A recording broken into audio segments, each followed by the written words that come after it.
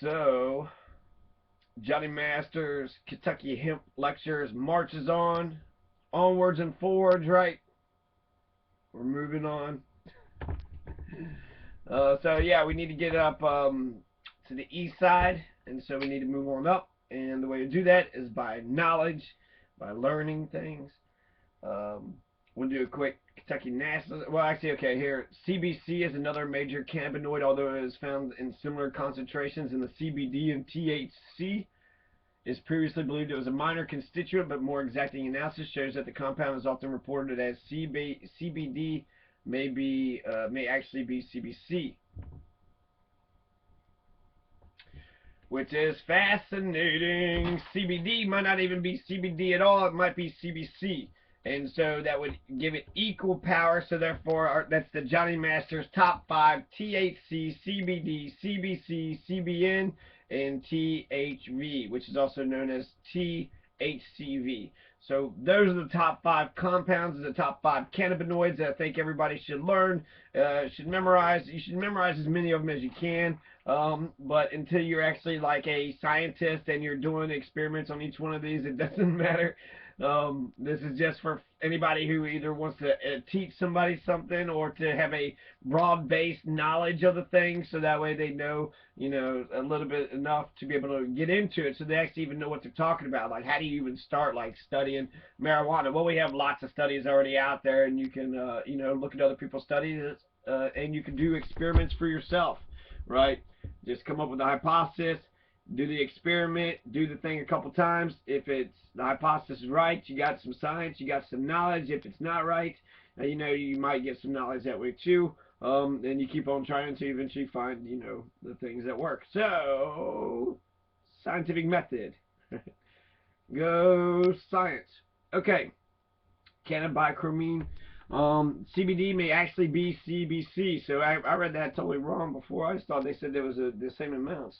But yeah, so if that is the saying, then that means Kentucky legalized nothing. So thanks a lot, Julie Denton and the Republicans in Denver. Thanks a lot, Frankfurt. You legalized nothing. Relative to THC and CBD, its concentration in the plants is low, probably not exceeding 20% of total cannabinoids. 20% is a pretty, that's 1/5. That's a chunk. CBC is believed not to be psychotomimetic in humans, so doesn't do crap, right? However, its presence in plants is purportedly very potent, has led to the suspicion that it may be interacting with THC to enhance the high. So, however, its presence in plants is purportedly very potent, has led to the suspicion that it may be interacting with THC. So, it could be just combining with THC, making it stronger. Dr. Sanjay Gupta said that whole plant medicine is better than just piece, right? Just one cannabinoid type medicine. Seriously, it makes sense anyways, right? Here's, well, I don't know, it could be doing too much, but here's 66 psychoactive substances versus here's one little tiny portion of the, CBLs and degradative products like CBN during extraction light converts CBC to CBL. So if you put light on CBC, it turns it into CBL, and there are no reports on the activity of CBL on humans. It's found in small amounts, if at all, in fresh plant material. So if it was just, right, it takes light to kill it. So if it's under light, then you're destroying it. If you have marijuana, you want to store it in a dark, cool, airtight spot, so that way it doesn't denigrate, it doesn't rot. You want to keep it as fresh as possible. Light will turn the CBC to CBL, and then you also have CBN, which is degenerative too.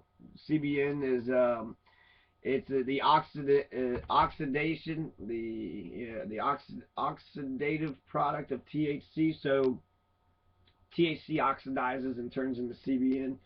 So that you want to store it so you don't really want CBN if you're trying to keep marijuana for the high, or if you want to keep marijuana for anything. It turns light converts CBC to CBL.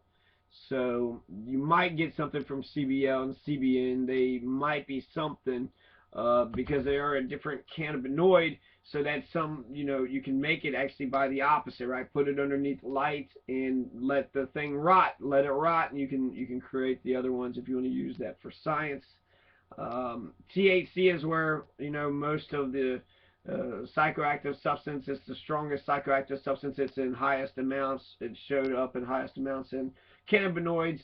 So therefore, it is a good idea to keep, that THC around if you want to experiment with the medical marijuana. Really, all the things that apply in pot world in terms of stoner world is the same thing that will apply for the medical marijuana crowd because of the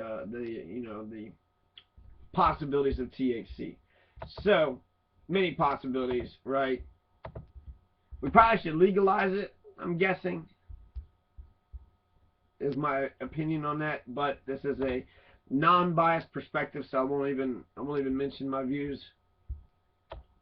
Some Kentucky nationalism. So Kentucky's a badass place, right? So Kentucky's the first democracy in America to vote with a secret written ballot. So we're the first state in America. We advanced democracy in 1888. We advanced democracy with the first secret written ballot. You guys are still raising your hands, right? Well, heck, somebody can just bully your votes to raising the hands. You can see you and stuff, but if you can write it down, you can write down who you actually want to be, the president, not who you think other people think that you should want. The first world's wireless broadcast happened in Murray, Kentucky, but it wasn't radio. But the first wireless broadcast was in Murray, Kentucky. First hand and heart transplant happened at UofL, Louisville, Kentucky. First emergency rooms, first ambulances also happened at UofL. Lots of things happened at UofL. Excuse me. I just had some walnut, some of that walnut like chocolate cream on bread. Delicious. It's like Nutella. It was just an off-brand of Nutella. So first Mother's Day was celebrated, heavily promoted by Kentuckian Mary S. Wilson. She promoted in 1887. They actually got Mother's Day recognized in April 20th, 1893. Not by her, by someone else, I think, but she had promoted and pushed for it. And April 20th, when the first day happened, that was Mary S. Wilson's mother's birthday. And it's 420, right? So 420, Hitler's birthday, also National Smoke Weed All Day Day. Kentucky invented bourbon whiskey. Elijah Craig, 1789, 1792, one of those dates. When they first came here, 1774, so they'd only been here 15 years and already making bourbon whiskey. Bourbon, of course, any vegetable matter or grain can be turned into whiskey. All you have to do is let it ferment. So they distilled corn mash stored in an empty old sugar barrel, right? Bourbon whiskey. The hot brown at the Brown Hotel in Louisville was invented by Fred K. Schmidt. So Fred K. Schmidt, probably a German, right? Schmidt, German, maybe. In Louisville, invented the hot brown sandwich, which is turkey and this Mornay sauce, this Mornay cheese sauce, and turkey and bread, and maybe top it with some bacon and some Parmesan. The Happy Birthday to You song was invented by Patty Mildred Hill, two sisters from Louisville, Kentucky in 1893. So the Happy Birthday to You song invented in the bluegrass state. The first long-lasting flavored chewing gum invented in 1873 by John Colgan, Louisvillian druggist. Colgan called it Taffy Tulo. Kentucky invented the machine gun, the Thompson machine gun, invented by John T. Thompson in Newport, Kentucky. The Thompson submachine gun is also called the Tommy gun. So Kentucky invented the Tommy gun. We got the first Democratic advancement to vote with the secret written ballot, right? The first wireless broadcast, first hand and heart transplant, first emergency rooms, first ambulances, first Mother's Day, first invented bourbon whiskey, first invented the hot brown, invented Happy Birthday to You, long-lasting chewing gum, and now the Tommy gun. First, high fives, created by Derek Schmidt, the UofL basketball Cardinal team, 1979. So Derek Smith doing the high fives. Now the whole world does high fives because Derek Smith out of Louisville, Kentucky did it. Kentucky-born Garrett Morgan invented the first gas mask and the first street lights. Garrett Morgan, black man, born in Paris, Kentucky, invented a whole bunch of stuff. They used the stuff in the beginning, but eventually they were all replaced. But the gas mask he made was the prototype for World War I gas mask, and the street lights were a prototype for the ones that we see now, the red, green, yellow. He only had two, and then he had to all stop. Everybody stop. You know, if a pedestrian is walking, all stop. Always. Everybody wait for the pedestrian. Kentucky did not invent the radio, did not invent disco balls, did not invent cheeseburgers, did not invent Corvettes. Kentucky did not invent fried chicken, couch burning, or the Bowie knife, even if Kentucky Kicks Ass claims that we did. So B nods will get hip on what Kentucky is and what it is not.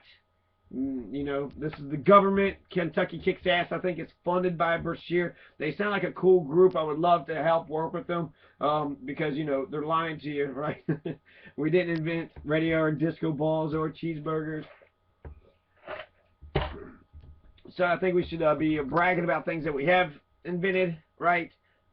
First wireless broadcast, first democracy with the secret written ballots, first hand and heart transplant, first emergency rooms, first ambulances, first Mother's Day, first invented bourbon whiskey, first hot brown, first Happy Birthday to You, long-lasting chewing gum, the Tommy gun. We made the Tommy gun, okay? So Kentucky knows how to make guns. We know how to make submachine guns.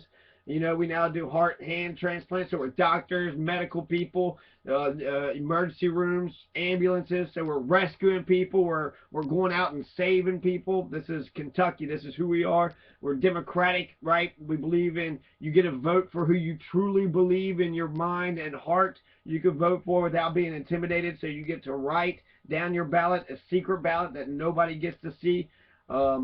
Until, you know, it's tallied, which they don't even see who it is, just that you have voted.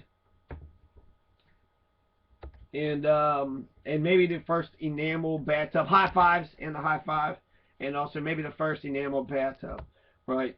So that's Kentucky. Where some of these things come from, Louisville, Kentucky company known as the Omega National Products claims to have made 90% of the disco balls used in the United States during the disco ball craze, and it still remains a supplier. So that's the Omega National Products, and so the Omega National Products has made a ton of disco balls all around the world. So we're a big disco ball producer, but we didn't invent it. So don't claim that we invented the cheeseburger. That's just stupid. I don't even want the cheeseburger. Like, it's interesting, but hamburger came from Germany. Cheese, just to slap some cheese on it. That's, you know, cheeseburgers in paradise, right? So cheeseburgers and parasites. It depends on your perspective on the whole thing. Especially vegans. I mean, I'm sure vegans aren't going to go around saying, hey, I'm so glad they made, you know, meat, animal carcass tastier. Yeah, that's a great thing. I'm so glad that happened. But cheeseburgers, we have it's just a cheese on a burger. We have other competing claims in California and all throughout the United States that other people did it first, like even 8 years before the Kalen's restaurant did it. They had shut down. They tried to open up. There's like I don't know if it's the same people or what.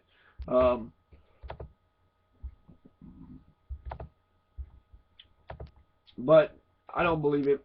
So we did not invent the cheeseburger. We did not invent the Corvette. We have a Corvette factory here in Bowling Green, but the Corvette was invented in 1951 by General Motors designer Harley Earl, and the first Corvette rolled out of the Chevrolet factory in Flint, Michigan on January 30th, 1953. So Harvey Earl, he did it, and he invented it in Flint, Michigan. That's the only way those two things make sense. The first Corvette rolled out of the factory, so maybe he invented it before the factory, the prototype. That's the only way it might not. Okay, but Harvey Earl invented it, And they said actually 2 years before 1951, and then the first one rolled out of Flint, Michigan. So unless Harvey Earl was here, there's a slight possibility, but I'm pretty sure that the Kentucky did not invent. We produce all the Corvettes now. We're the only company or the only factory, and we keep on producing them. But that's now. So the invention did not happen here. The Bowie knife, probably born in Kentucky. Unfortunately, since he was a dickhead. He stole land, or actually he would claim he owned land because he had like these French and Spanish documents, and he got people to buy these fake land claims of his, so they would buy. So he had all these buyers, and eventually they found out that he didn't own any of the land, and then he bribed some of the people, the officials, just to say that it was his land so he could get the money. And then they found out about it, goes to the Supreme Court, and they just claim they say all of his land claims are debunked. So therefore, none of the ones that he said were actually his, and all that money, he was never held accountable, so he didn't go to jail, and they didn't punish him. They just said all the land claims were not his. So therefore, he was screwed. And but basically, he had a lot of enemies. Okay, so he stole a lot of money from a lot of people to sell them land that didn't actually have it. So he's a thief. He's a land speculating thief. He's a slave.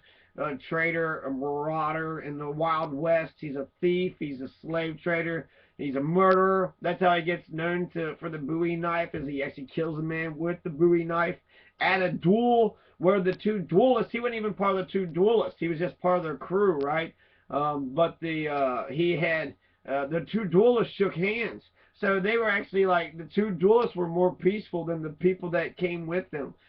They shook hands. They shot at each other. They both missed twice. They fired 2 bullets at each other. They both missed each other, and then they just shook hands. It was like, that's a duel. You got 2 shots. You didn't make it. I didn't make it. We both, have bad eyesight. We suck at shooting people, and that's the deal. That's the duel, right? So shake hands. Let's just move on with our lives. And but Bowie and others, I think actually Bowie got drawn into it because someone went to shoot somebody, then he got shot, then he started participating, but he wound up getting stabbed like a bunch of times, and then came out like was able to live, and that was like so wild. And then everybody's like, what about that Bowie knife, and it was a Bowie knife is a half a sword, which was invented by James Bland, probably out of Arkansas, or James Black, my bad, James Black. So it should be called a black knife instead of a Bowie knife. But there's like other competing claims. Bowie, he's a slave. He's fucking buying and selling people, right? What an asshole. He's a thief. He stole that land, or pretended he owned all and sold all that. Basically duped a whole bunch of people. He murdered people, right, during that big debacle or whatever, all the fights. He killed that man. The man was trying to stab him. He killed him. Might have killed a couple other ones. A lot of people was trying to kill him. James Bowie popularized it with his name. He invented the Bowie knife like George Foreman invented the Foreman grill. George Foreman didn't invent the grill. He just put his name on it, and he made it more popular. So the actual inventor there's a whole bunch of competing, even his other brothers, like 2 brothers that claimed to be the people that had made it. And then I believe it sounded really convincing. It was probably an Arkansas tourist website, pro-Arkansas website, but they were saying that it was James Black. He was the blacksmith that Bowie went and said, hey, can you do this for me? And he created the thing, and he tempered it a whole bunch of times. There's even a video about it, and they give credit to James Black. So therefore, if James Black invented it, then Bowie didn't. Kentucky didn't invent the Bowie knife. So, since he was born here, we have to take some credit for him, even though he left. He pulled a Lincoln, right? He was born here and then he took off. So, what good is that, And then he brought war here. That's what Lincoln brought. I guess he freed the slaves. So, I don't know, give or take, right? War, slavery. I didn't experience any of the horror of the war, and my people, my German ancestors, actually moved here after the Civil War, so we didn't see any of the bloodshed. So just slavery is wrong, right? We know that. Karl Marx was on Lincoln's side, and so is Frederick Douglass. These are 2 pretty important people that I really enjoy. Reconstruction, there was a hell of an experiment. The radical Republicans, they were going to change society as we know it. It was a revolution, but Lincoln had actually failed because he had died, and so therefore he didn't get to see the new society be created. But this is on something else. The origin of the high five is the University of Louisville Cardinals basketball practice during 78-79 season forward. Wiley Brown went to give plain old low five to his teammate Derek Schmidt, but suddenly Derek looked Brown in the eye and he said, "No, up high." And Brown thought, "Heck yeah, why are we staying low?" And they jumped so high, and the high five was born. High fives can be seen in the highlight reels of the 78-79 Louisville team. University of Louisville made the high fives. William Kelly invented the Bessemer process. For anybody who doesn't know what the Bessemer process is, clearly it's the first inexpensive industrial process for the mass production of steel from molten pig iron prior to the open hearth furnace. Right? The key principle is the removal of impurities from the iron by oxidation, with air being blown through the molten iron. The oxidation also raises the temperature of the iron mass, and it keeps it molten. Right? So you have molten iron, you blow in on it, and it removes all the impurities. It keeps it molten. It gets rid of, I think, a lot of carbon dioxide and other impurities. So it's just pure iron, or you can make steel from it. So that's a Bessemer process. Unfortunately, Bessemer stole the idea, right? He pulled a Bill Gates. He pulled a Thomas Edison. William Kelly invented the Bessemer process in Kentucky. After a fire destroyed their warehouse, William Kelly and his brother John decided to move to Eddyville, Kentucky in 1847 to enter the iron industry. And they purchased an iron manufacturing company in Lyon County, Kentucky, on the Cumberland River, which used to be called the Shawnee River. Eddyville Iron Work. That's what they called it. So it was the Eddyville Iron Work. That's what the William Kelly had bought. Excuse me. Kelly started experimenting with his air boiling process, right? Blowing on it, boiling the iron. A process of blowing up air through the molten iron to reduce the carbon content in 1847. The injected air combined with the carbon caused the iron to boil and burn violently until the carbon was greatly reduced, which improved the quality of the iron. So not carbon dioxide, but just carbon. Just carbon. So it got rid of the carbon and made the iron pure iron, or they converted it to steel. So Henry Bessemer stole this idea from William Kelly, just like Edison with Tesla. By far the most famous story of missed fame and fortune is that of Gary Kildall. Okay, Gary Kildall is the guy who lost Microsoft. He was a pioneer in computer operating systems. Gary Kildall wrote the control program for microcomputers, CPM. The operating system used on many of the early hobbyist personal computers, such as the MITS Altair 8800, the IMSAI 8080, and the Osborne 1, before IBM introduced its own machine, the PC. Steve Jobs' Bill is basically unimaginative and has never invented anything, which is why I think he's more comfortable now in philanthropy than technology. He just shamelessly ripped off other people's ideas. That's what he did. So he bought CPM, he bought Gary Kildall's program, sold it to, he bought it from him, right? So he legitimately took someone else's idea and he sold it to, or actually, he later bought it or something because he had got the idea. He rewrote the program. They had the quick and dirty DOS or something, quick and dirty Q and D DOS. And then they had, then Q Basic or Q DOS later on. So then or MS DOS. And so they advanced it, right? But in first it was just a quick DOS. So they took this program, CPM, they altered it, they made their own thing out of it, and then they sold it to IBM. And then they went back and bought it from this guy, or this guy was either pushed out or something. But Gary Kildall, he wrote the bare bones operation to MS-DOS for the PC, which eventually becomes Microsoft, right? They're the operating system. That's what they sort of are known for. And they control your entire brain because they control the operating system. But that's what their claim to fame is. That's why they're a multi-millionaire, company, because they, on every machine, every computer out there, you got to run it with some sort of overall operating system, and Microsoft got the jump on the most popular machines that people were buying. So Gary Kildall, Bad choices by you, man. Gary Cadell, Tesla, y'all, William Kelly, y'all fucked up. Y'all invented some incredible stuff, but you fucked up and you let other people take credit for it, and you die in like poverty, right? Henry Bessemer lent his name to the Bessemer process and to the Bessemer steel. William Kelly went into bankruptcy shortly afterwards, manufactured axes in Louisville, where he eventually died. So, I mean, if you want to go from a genius, an inventor genius, right, and you don't know how to manage your funds, or you don't know how to get promote your incredible inventions, then you're going to find out that you're going to be bankrupt or just manufacturing axes in Louisville. Oh. Excuse me. What is the Bessemer process? The Bessemer process was the first inexpensive industrial process for the mass production of steel from molten pig iron prior to the open hearth furnace. So the removal of impurities, including carbon, from the iron by oxidation with air being blown through the molten iron. The oxidation also raises the temperature of the iron mass and keeps it molten. Kentucky claims to create the radio. Nathan Stubblefield is the name that they say might have invented radio. He did have the first wireless broadcast, but it wasn't radio. His devices seem to work by audio frequency induction, or later audio frequency earth conduction, because he sent it through the ground. So it was like wires through the ground. That's not really even a wireless broadcast. I don't even know how. I guess maybe he put it down in the ground, and then the other one was down in the ground, and then it was like through the earth or something, wirelessly through the earth. I don't know. But he was a melon farmer.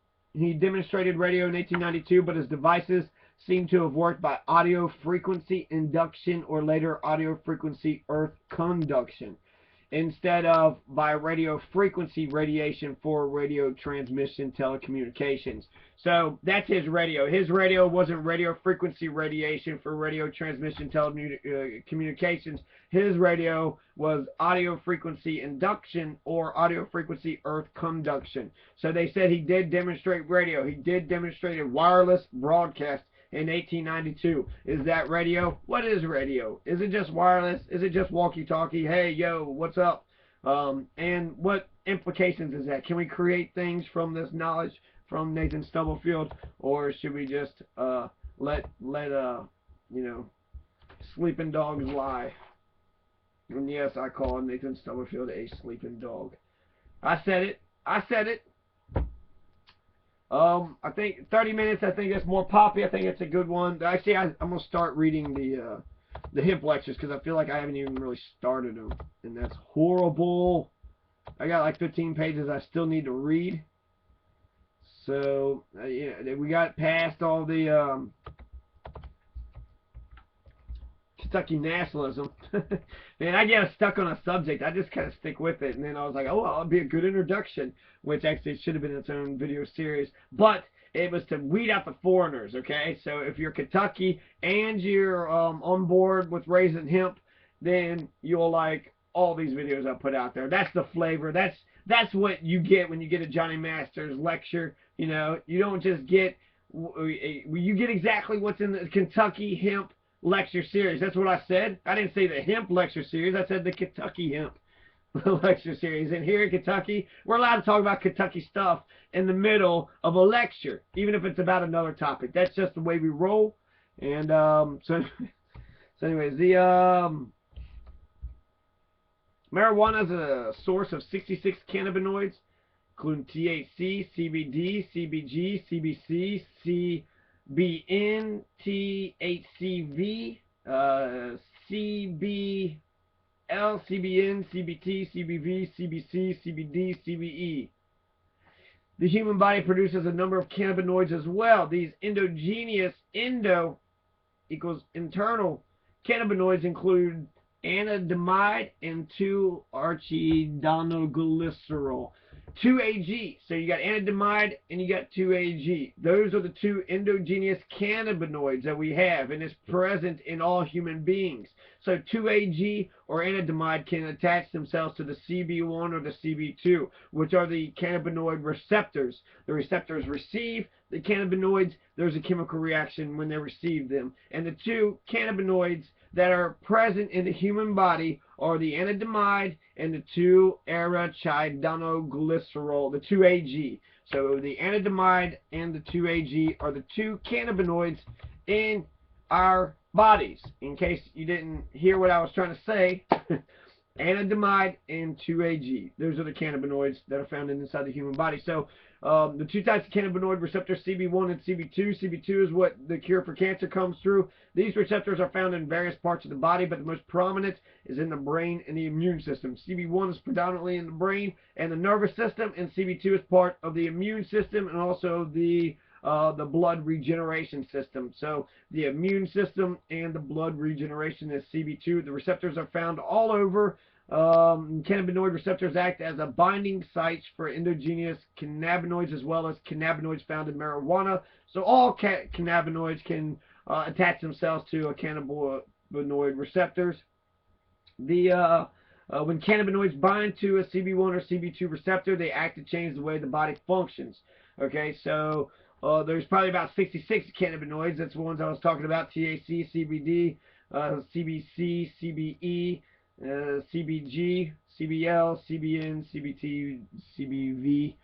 So lots of CBs, right? You just gotta memorize C, D, E, G, L, N, T, V, and then you'll, if you just remember that, right? So CDE, that's right in order. GLN, Glenn, man, Glenn, and then TV. So Glenn TV, right? So CDE, Glenn TV, CBC, CBD, CBE, CBG, CBL, CBN, CBT, CBV.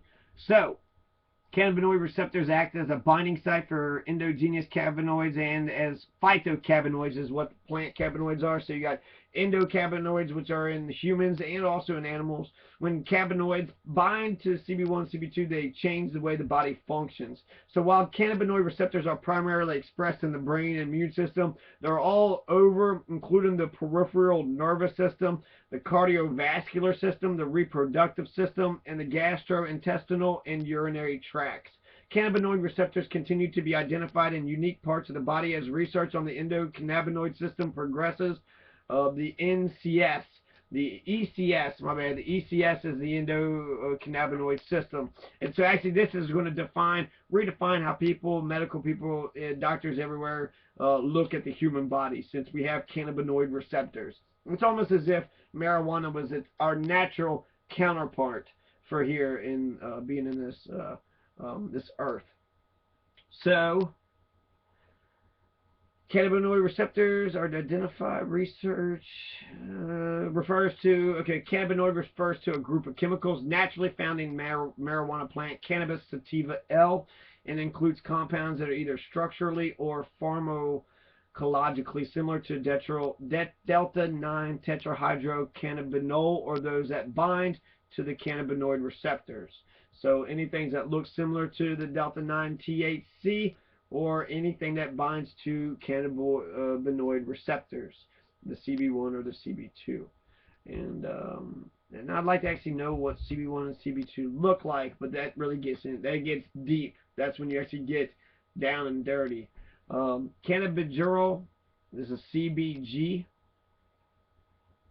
happens to be responsible for most of the marijuana's medical effects, but aren't aware that this chemical many aren't aware that this chemical even exists. That's because CBG works behind the scenes, which scientists have only recently started to investigate. As it turns out, THC and CBD, two of the most common chemicals in marijuana and other minor cannabinoids, all began as CBG. So CBG, that seems to be pretty big to me. So now Johnny Master's top 6. The CBGs, they all start as CBGs. So that's, that's like that's baby Johnny Masters when he's just, 8 cells. Just because I'm 8 cells, it doesn't mean you think that I didn't know who I was when I was 8 cells year old. No, I knew when I was 8. I knew when I was 16, 32. I knew what I was doubling. I was doubling, and I knew what I was doing. Okay, I knew what I was doing in '82, and I know what I'm doing in 2014. So the two most common chemicals in marijuana, the other minor cannabinoids, all begin as CBG. CBG is non-psychoactive, can be thought as the stem cell of the chemicals, kind of the root system, right? CBG is quickly converted to other cannabinoids by enzymes in the cannabis plant, which explains the low concentrations in most strands. Besides its role in forming other cannabinoids, CBG has a number of important medical effects on its own. On its own. On its own. Dr. Bonnie Goldstein, medical director of Canna Centers, explained in a video for Weed Maps TV, CBG inhibits the uptake of a chemical in our brain called GABA something. CBD does. When GABA uptake is inhibited, you actually have muscle relaxation and anti-anxiety effects. So it appears to promote similar effects that CBD has. It also appears to have antidepressant and some modest antifungal properties. So CBG can, if they're max muscle relaxer, there are anti-anxiety effects, there's antidepressant effects, and antifungal. So 4 major things that CBG actually, cannabidiol actually solves. So CBG has got some incredible effects. Although CBG hasn't been studied nearly as much as CBD, a small body of evidence suggests that it's got anti-inflammatory and antioxidant effects as well. That's it, the trifecta twice. That was 6 major things that I just said that CBG is responsible for helping.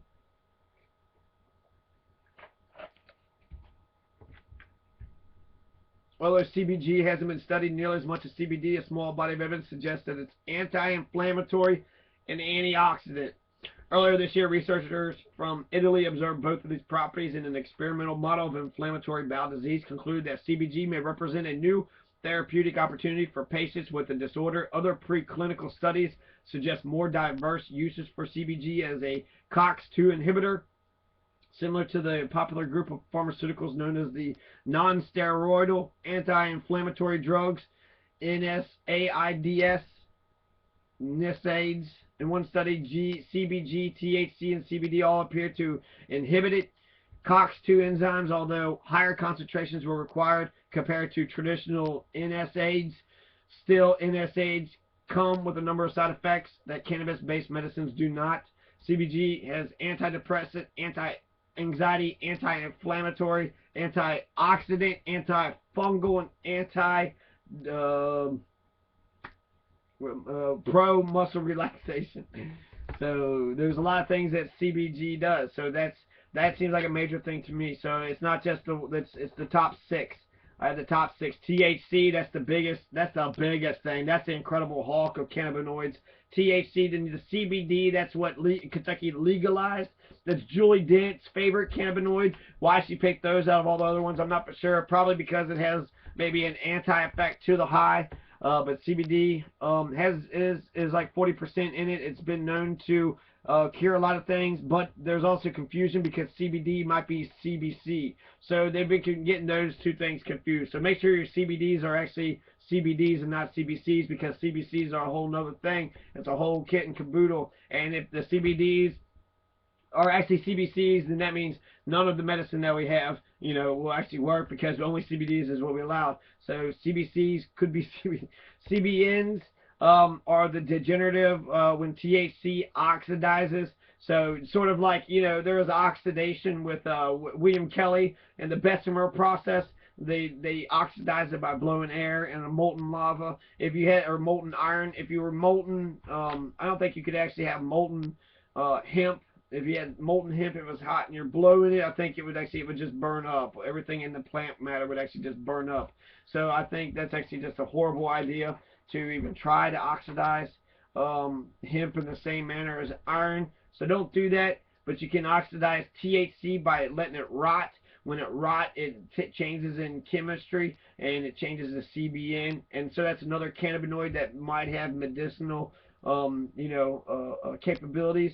THC, if it comes from South Africa or Asia, I think, you could have THCV in it, which is actually a lower high. It's not as good, supposedly, from what I read. I wouldn't know, actually. In Afghanistan, actually, if it comes from Afghanistan or South Africa.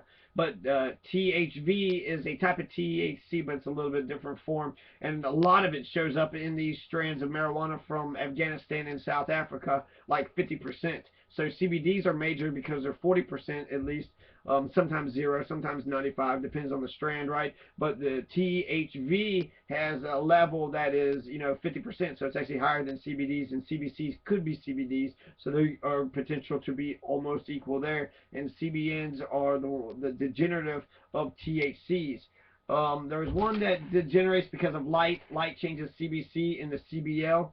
So if CBCs are actually CBDs, you don't want light hitting it because it'll take the CBD and make them into CBLs. So did you catch all that? Although CBG wasn't studied nearly as much as CBD, small body of evidence that it's got anti-inflammatory. So it's got a lot of the similar effects that these other ones have, and it's the stem, right? They consider CBG as the stem or the root, so that makes it like the main one. So that's sort of the main cannabinoids and how they're related. So some of it is just by the plant rotting, and with the plant rotting, then it changes the chemical compound of the the live living plant. One thing I advocate for people when it comes to cannabis as medicine is whole plant medicine. Okay, so not only does Sanjay Gupta, but also Kowalski, he thinks that too. You need the whole plant as medicine. People are focusing very much on CBD only medicine in the United States with THC removed in essence. That's just hemp paste. Velasco's response to this idea is quite fascinating. At around the 24-minute mark, he explains, in my opinion, as a scientist, I've been working with cannabis for quite a long time. THC is the compound that has the most potent anti-cancer activity. THC, you want to cure cancer? THC. That's the cannabinoid that you want the CB2 to attach to. CBD is helping. We've tried lots of combinations of THC and CBD because it's good for avoiding the side effects of the therapy, but definitely THC is important. CBD bill allows patients access to Charlotte's Web extract oil, which claims to have little to no THC in it, which makes it easier for states to pass it, because Bible Belt Christians care more about whether the patient gets high on weed than actually curing the patients of the horrible crippling disease that they have, because they're dishonest. They believe in illusions and fairy tales, and they can't get it past. They'll cure grandma. You want to talk about death panels? This is a death panel for grandma. She gets the cancer of any type: skin, heart, brain, lung, any cancer, right? Leukemia, any type of cancer. Cancer would cure, or marijuana would cure it, but you're too anti, what's going on, everything, so you're just going to stop people from actually enjoying marijuana just so grandma can get cancer and die just because you like to control other people. Well, you've been wrong. You've been wrong for a long time. Don't just legalize medicinal, legalize it all. Give Kentucky a chance to pull out of the crippling poverty that a lot of people are in, and also engage in the medical experiments that are needed to actually get Kentucky sickness. We're #1 in cancer of all kinds: obesity, heart diseases, teeth missing. We're drinking too much Mountain Dew, too much sugar. We're binge drinking too much alcohol. #1, right, in marijuana growth, but also in binge drinking or moonshining. So we have all this, sort of illegal activity that's going on. People are being treated as criminals when it's a public health issue. There should definitely be health programs out there for people to get them to be rehabilitated. Punitive damage that only gets the sadistic off. That doesn't actually cure anything. The medicinal effects, CBDs, THCs, we need to learn all these things, okay? And experiment with all of them, and allow the scientists to use all these available cannabinoids, chemical compounds that can actually change things. You heard it here. The THC is what's curing the cancer, not the CBD, not the CBC, not the CBL, not the THCV. It's the THC, okay? That's Delta 9 THC, not Delta 8, not Delta 7. THC. So we need the THC. That's what you need if you want to actually see medical marijuana progress in Kentucky. You need more than just the CBDs. You need all of them, including the THC. For God's sakes, legalize the THC. What do we got to do to get THC legalized? It cures cancer. What else you want it to do? It cures HIV. It cures 20 different diseases. How much more does an element have to cure before you say, okay, I'll let it exist? My God, prohibition didn't work. Read your history books. You're ridiculous.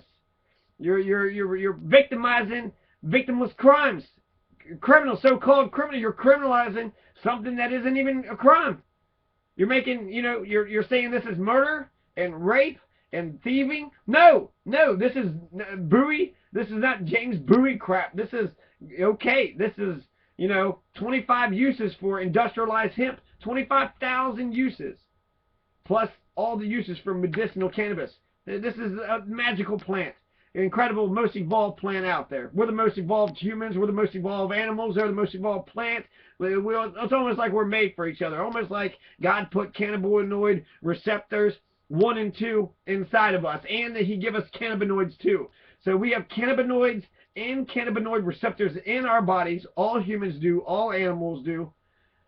Which actually almost seems like it makes it like God wanted us to have the properties that cannabinoids actually have. So we have cannabinoid receptors. We have cannabinoids. Why do we have them in our bodies if God didn't want cannabis to be here on our planet? The Founding Fathers wanted. Declaration of Independence was written on it. The Constitution's written on it. It could end deforestation. And then Obama would say some of the claims are overstated. I get the, man, Obama, you've been wrong about the war on drugs for about 6 years now. So you don't even know what you're talking about. You just got to criticize. You just got to kick somebody in the nuts. Right, it's incredible. You have to. Some people do have to overstate it just to hit you over the head to realize how great that this plant could actually change the world.